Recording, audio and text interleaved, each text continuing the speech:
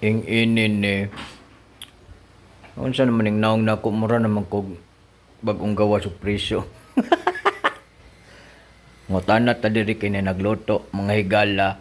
You're always asking kung anong niluluto ni Sunshine. Ing inine. Tingnan niyo, ito ang kitchen namin. Dito kami kumakaon. Ito daw. Nagkakaon kami ng nagluto kasi kami ng ano dito. Ayan. Ang ing inine. Anong niluto mo da, ma? Sinabaw na ribs sa dinosaur. Ingay sinabaw na ribs. Ayang gisabon yang likod kay mura mag ribs. Ingay nini nagbukal-bukal.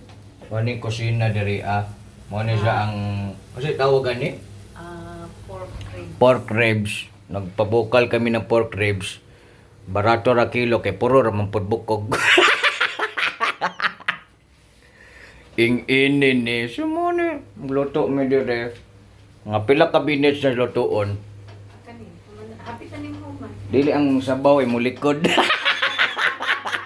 Kay murag di bukal naman imong singot. Ing inin ni bina kog nag-atubang ka ma.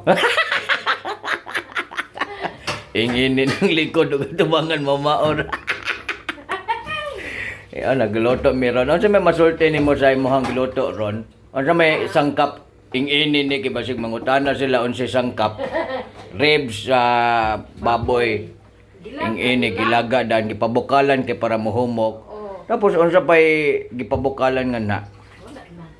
Siyempre natay lamas. Unsa lamas ni ini? Sibuyas, dahon og yung sinagol namin kanina ay yung kuanan isasagol na yung dahon-dahon, yung kuan din kinuha namin sa silingan yung tangkong. Tangkong yun yung sinagol diyan. Tangkong. Kinamang na din namin doon yung tangkong kasi wala naman yung tag-iya. Balag bahog ang so ang tangkong mo. Gasi sila pag-ayo aron dili mo mamalasahan ng aslom. Ing ini bang iga nga diri murag kaulanon matingali.